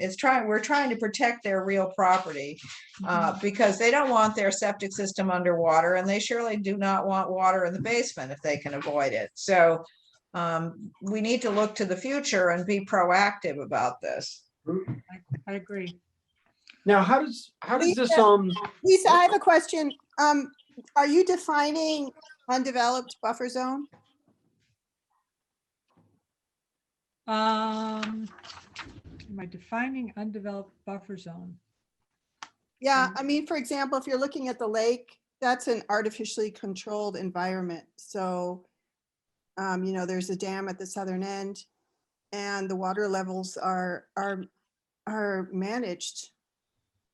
So that's defined by the bank, Kate. Right. And if I did performance standards for banks, Kate, so we'll get to that. Okay. After this document. I guess I'll just put my concern out there that there are some very small lots that will potentially around the lake. My concern is that there potentially are some very small lots around the lake that would be impacted by this. Mm-hmm. Like Okay. if you look at Beechwood, for example. Years ago, some wise person said this, just because it's a building lot does not make it a buildable lot. also, what is undeveloped in Beechwood? It's on the water. Mm-hmm. I don't know. These are all either tear downs or, I mean, Highly developed. If we went back, if we took 40 years ago and moved it forward to today, most of Beechwood would not be buildable. Mm-hmm. Yeah, well, all right. Okay, so hold that question for banks, Kate. So on the second page under 8, I also under number 8, I also had 50 feet there where it's where the buffer zone has been previously altered. I kept that at 50 feet. And then under substance, this is what we talked about at the last meeting. Wait. Yeah. Before you're talking about 8A? Yes. The only thing that we talked about, Sally, when we were on that, I think it was either Beechwood or Lake Drive, was if for folks who are redeveloping a property or rebuilding on a property, who have basically lawn that goes to the lake, that we wanted some reasonable standard that was going to be enforceable, that would give us at least some kind of minimum buffer zone, even if it was a percentage. So if they only had 30 feet of lakefront between the house and where the water starts, we wanted to say, well, it's going to be 50 feet or 35%, whichever is less. Right. We had to figure that out, what that I looked think like. this is where we need to get that language in there. Well, so that we have a realistic standard that can apply to Kate's point in both the tiny postage stamp lots that are already developed, as well as new development that might be elsewhere in town. So again, Agreed. if you can wait till we get to banks, what I put in for banks was 10% or 50 feet, whichever is left. Oh, I see what you're saying. Okay. Bank. So can you hold that one too? Yep, sure. Sorry, I was getting Okay, no, tired. Sorry. okay, that's okay. I tried to address it. It's just farther down. Okay, so the Um, next paragraph after that, fertilized used for the landscaping lawn care shall be slow release. They shall not be used within 200 feet, period, no question. Okay, so we'll change that to 200. Yep, because every time it rains, it goes in the lake and it contributes to the algae, contributes to the weed growth, contributes to everything we're trying to. You know, Okay. we're spending hundreds of thousands of dollars to try and get rid of the weeds that are growing in the lake. And if everybody around the lake is or the river or wherever you happen to be is applying fertilizers and stuff to their lawns, we're just feeding what we're trying to get rid of. So when you read number 1, though, it seems confusing. Either it's slow release organic or low nitrogen, or it shall not be used. Which is it? Shall not be used, because it doesn't matter what kind of fertilizer it is. Okay. It all produces the same result. So can we just get rid of this to here? Shall not be used. Within 200 feet. Okay. So the part I highlighted, I think maybe we should get rid of. Okay. So I think that's critical. So Sally, just so I understand, you're going to change that 50 feet to 200 feet? Yep. Yep. Okay, good. Okay, thank you. Pesticides and herbicides should not be used on any lawn area within the buffer zone. Good with that? 200 feet. Yeah, Always been every order of conditions that we've written has said 200 feet. Right, so we should move that up. This says they Yes. shouldn't be used. You're saying they can use it outside of the 200 feet? Well, we don't get to regulate that, I think. Yeah. It's beyond our scope. Okay, so we'll move it up to fertilizers, pesticides, and herbicides should not be used within 200 feet? Yes. And I'm going to send this back to you, Lisa. Okay. Okay. And we'd include that in the certificate of compliance, and that order doesn't expire with the certificate of compliance. Right, that's in perpetuity. It stays with the property. Yeah. Right. Yeah. Hold on a So second. I'd probably I get was rid gonna of actually, why do we want this in here? I think we should strike this too. Yeah. Just all fertilizers. Let's not condition it. Okay. I agree with that. Yep, that's fine. And I think that number 2 does not need to be there. You could get rid of that. Yeah, it was addressed above. Yeah. As well as the buffer zone distances were addressed above. All right, so the buffer zone distance in feet or percentage of distance, I think that's something we need to think about in terms of the plantings, because obviously, I mean, for a lot of reasons, we want to have the lakefront naturalized. Not only does it protect the property from erosion, but it also keeps the geese off people's lawns. So if you can hold it, these first performance standards are just buffer zones in general. Yeah. What we're going to get to is performance standards for banks. Right, okay, yeah, sorry. We've got Stockbridge Bowl on the brain, know Lisa, you- sorry. I understand, but just hold it. So do we need to keep number 3 or get rid of it? Get rid of number 3 because it's already addressed. Replantings for buffer zone should be native species, suitable for wetland sites. 75% survivability after 3 years. And if mortality exceeds 25%, we can require new plantings. And we can require tree and shrub species as appropriate to the area. Do you want to, Lisa or anyone, would it make sense to add here if mortality, because the order of conditions is only good for 3 years? You might want to say if mortality exceeds 25% after 2 years. So that it creates a standard, to John's point, where you can go back and check. When you issue the certificate of compliance, you can require certain conditions to go in perpetuity. It doesn't necessarily end with the order, with the certificate of compliance or the end of the project. I just think that Theoretically. you don't want somebody to say you don't have the right to come and talk to us for until 3 years passes because it says after 3 years. You know, flip it on its head. This basically protects someone from someone coming and knocking on their door for 3 years. Okay, we can say. No, but the certificate of compliance has a passage that says what conditions are to be continued. All right. Okay. All right, it's up to you. Oh, Lisa, I have a question for you.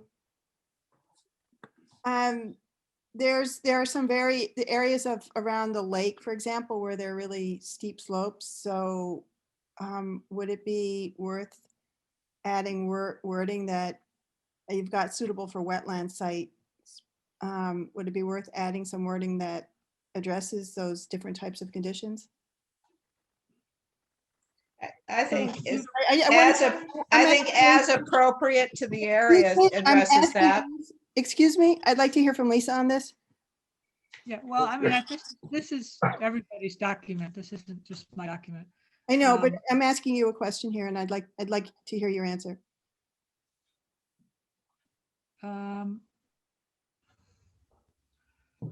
As appropriate to the area.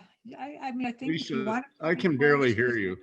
I think if you want to be more specific and add area and slope, we can say that, or we can just say site. Site may encompass all the conditions, but if we want to be more specific, we can. I mean, basically, we want the right trees and shrubs planted in the right place. Right, I agree. So I wonder if you should change that to site. Okay, we can change it to site if everybody agrees. I just don't know what I'm changing. Where instead of area. The commission may require tree and shrub species as appropriate to the site. Okay. But and then I would also hold on. Okay. I'm just having a trouble. All right, I'll just add a comment.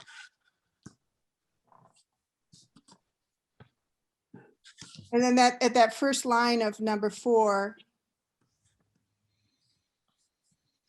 I would just leave it sites.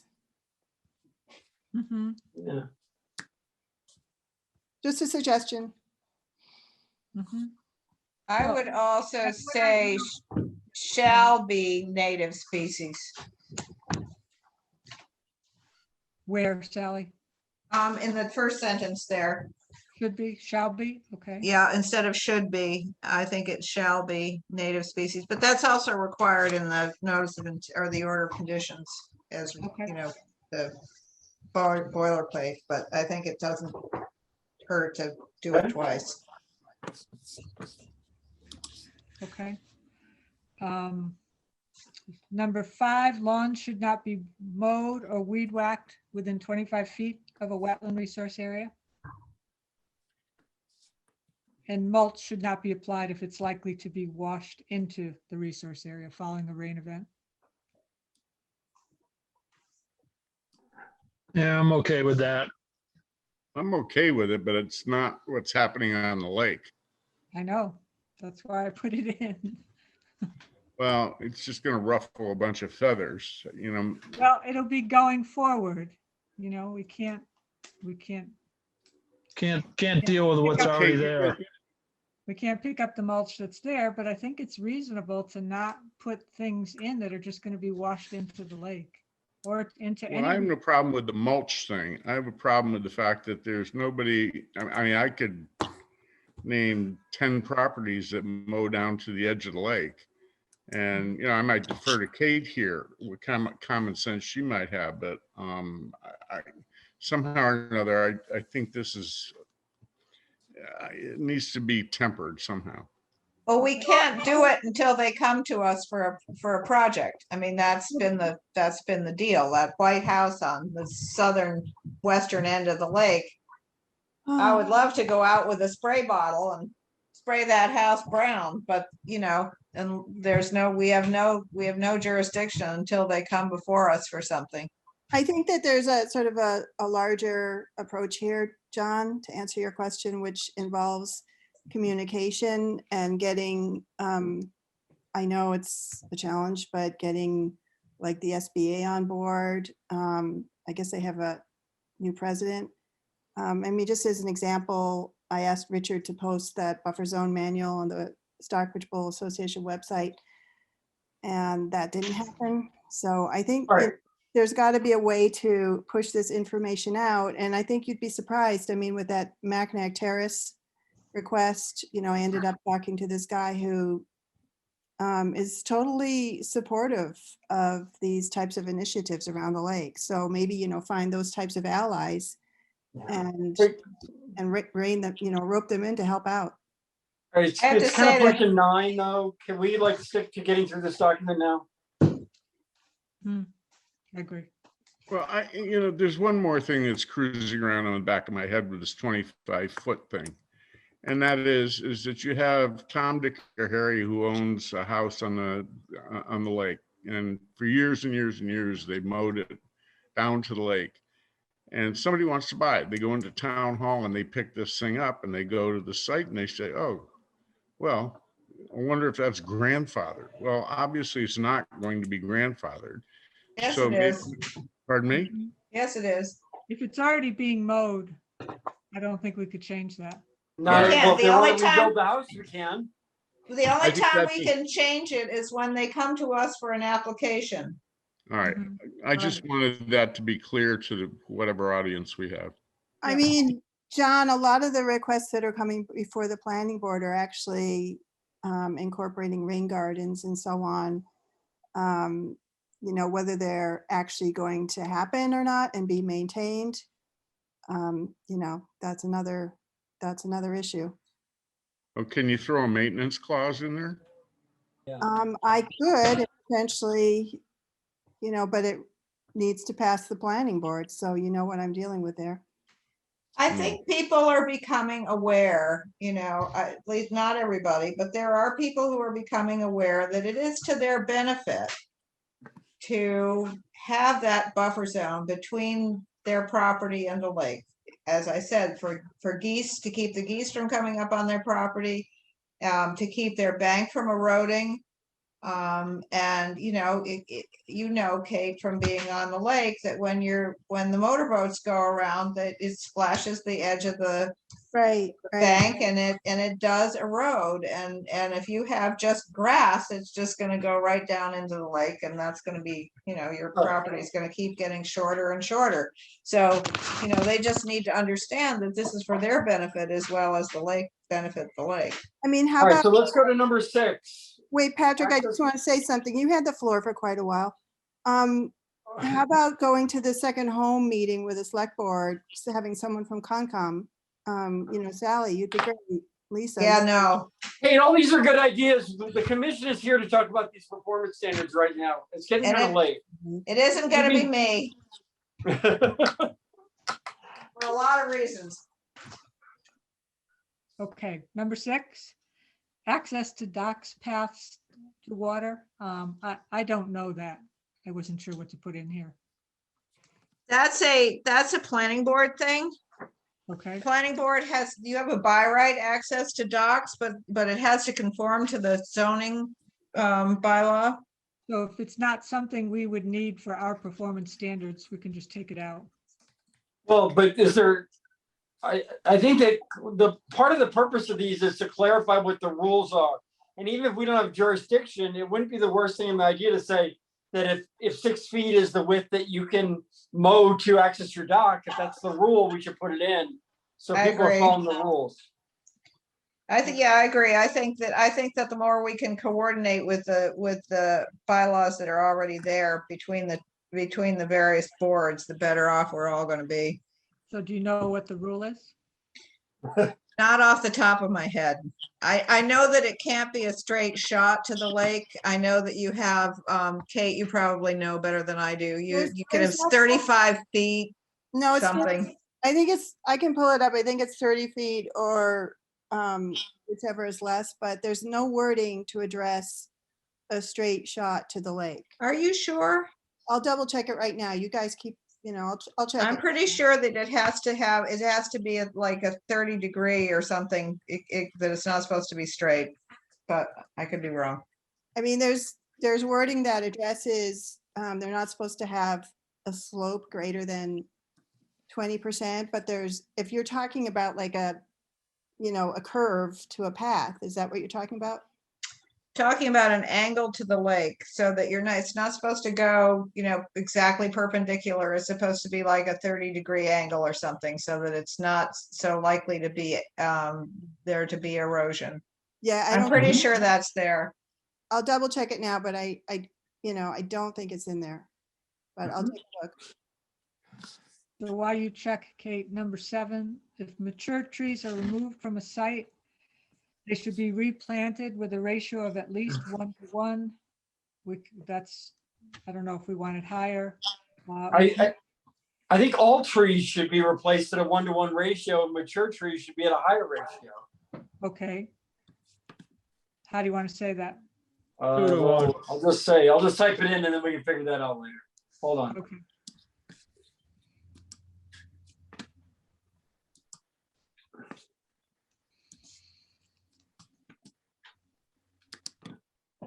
All trees, 1:1 ratio, mature tree ratio.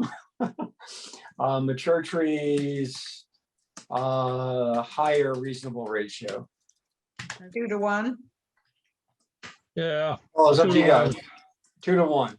All right. 2-to-1. I think more than that is burdensome. Okay. And also the 75% survivability after 3 years there too. Right. Okay, good. Docks, is it 1 per property? We don't have a bylaw, but there should be. Oh, well, is it a bylaw issue or a performance standard issue? Is there any way to I work that? don't think we can require that. I think that has to be a zoning issue. Yeah, I don't think. Well, how about we put it in and let Donna figure out a way to do it? Okay. Okay, that's fine with me. Bird strike, I think that came from. Hold on 1 second, Donna, can this be So, a performance issue? Lisa, the dock thing, I think is in the LPOD and it's like no more than, or somewhere in our zoning, and it's no greater than 200 square feet. Oh, I know the dock bylaw is, it has to be 25, cannot be no longer than 25 feet from the bank. Right. And it can be no greater than 200 square feet. But And then DEP permits that as well, right? So they have to have the chapter 91. The chapter 91 is less restrictive. okay. Okay. Number 9. I think that came from you, Kate. I don't think it's a wetlands issue. I'm not sure we can do that. Okay. Yeah, I think we can do that. As much as we might like to. I agree, but I don't think we can Yeah, it's include too that. bad. All those, those big expanses of plate glass. Ugh. Yeah. I mean, we can always suggest it for a new house, but I don't think we can require Yeah. it. What does number 10 refer to? I don't know. You had typed that in. I don't know. All right, well, you can always add it back, but I'm striking it for now.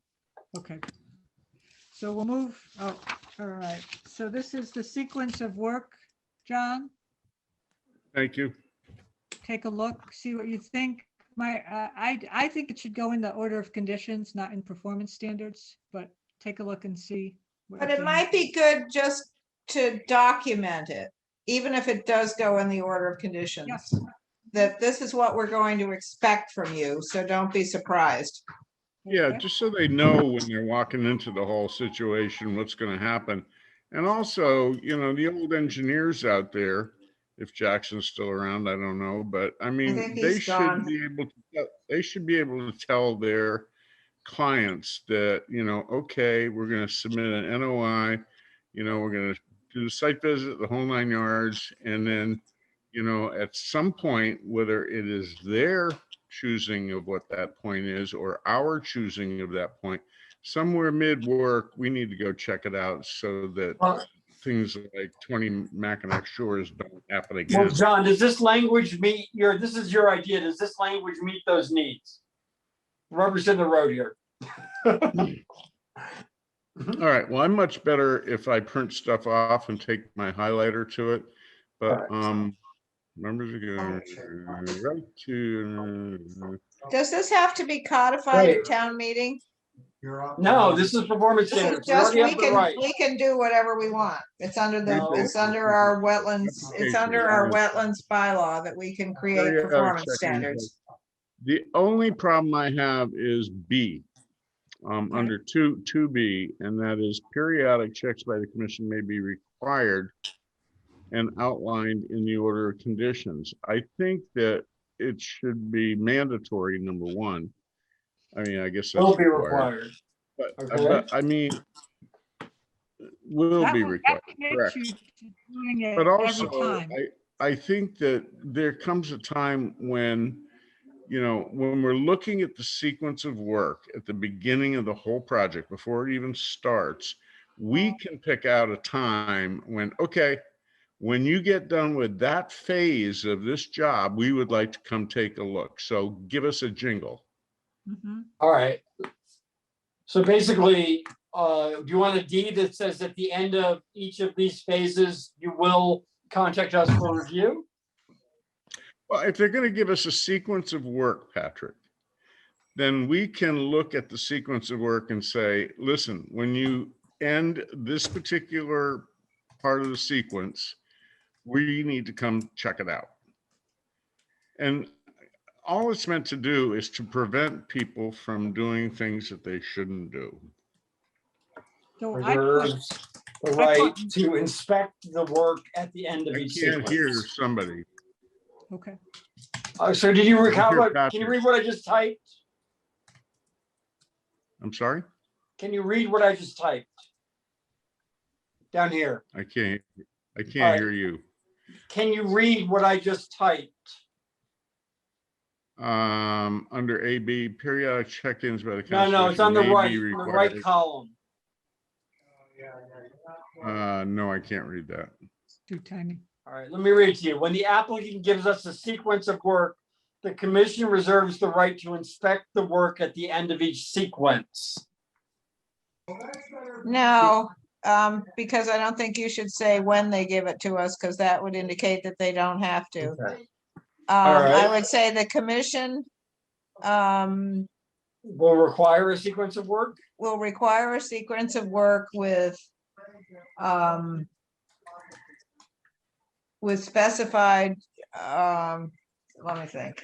With No, I mean, what it comes, I'm sorry to interrupt, but what it comes down to is that, we look at these plans as they're presented to us. They already know that they have to submit a sequence of work to us. So when we're looking at the plans, all of a sudden there might be an, oh my God moment, we ought to check that out. It's going to be a case by case scenario. It's not going to be, stamped in gold on anything. So Lisa, I think you understand, Lisa, what they're looking for. You're going to need to just come up with some language for this section and make sure Sally and John review it. Incidentally, Lisa, I mean, the Town Conservation Commission email does not work very well for me because I'm a digital moron. So if you want to reach me, it's jhart@berkshirebrochures, it's got an S on it, .com. All right, am I allowed to do that? Yes. Okay. But it all should be, it also should be copied to his town email. Right. Yeah, correct. I mean, so, because it needs to go into public record. Okay. So you can copy, it's like copying him as an individual. But I mean, I always do that when I send stuff out. I send stuff to everybody's personal emails as well as their town emails. Okay, will do. So Lisa, I checked the zoning bylaw and there, Sally, I should say, there is no wording addressing the angle of a path. Damn, I'm sure there is. I'll dig in. I mean, there's stormwater runoff is certainly addressed. But yeah. Well, look at, do you guys want to go through the last 2 pages of performance standards or wait for the next one? I'm leaning towards waiting for the next one. All right. Let's So, get but can going down. everybody read these before the next one so we're all familiar with them? Yes. It's starting on page 3, I believe. No, page 4. Can you send out the edited version, Patrick? I'm gonna send that right now. Okay, before I thank you. forget. Okay, and I'll make the changes before the next meeting. Or if you- Awesome. Thank you, Lisa. Okay, thank you all. Yeah, Thank you, I'd really like Lisa. to thank Lisa Doing for a the great work she's job. put in here. Doing a great job with this. Well, we're getting Any there. other business before us tonight? Sally, I just want to ask you, can I start to get all the NOIs and RDAs before the meetings? Can I pick up a hard copy from you? Sure. Okay, thank you. Yeah. I will try. It takes a while to teach an old dog new tricks. But I will try and make it part of my routine to leave one copy in the Conservation Commission mailbox for you. Which is where? It's in the room where the boards meet, and the big copier is across from the building inspector's office.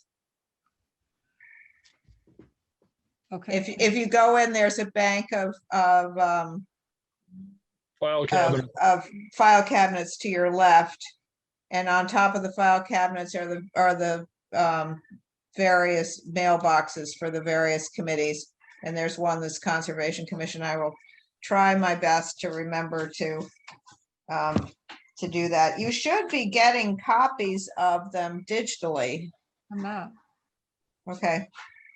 You have your town, do you have a town email address? I do. You do. I don't know why you're not getting it then. Okay, Needs to be added to the group. yeah. Thank you. Any other business? Someone want to make a No, motion just to here? say thank you to Lisa for all her work. Yes. Well, this Thank is you, a Lisa. Group project. Thank you, Patrick. It's Thank you. Yeah. Okay. Have I heard a motion? I make a motion, we 9:09. adjourn this meeting. What? I said Any- 9:09. No. Second? All in favor? Aye. Aye. Aye. Good night. Night. And the next meeting's in person.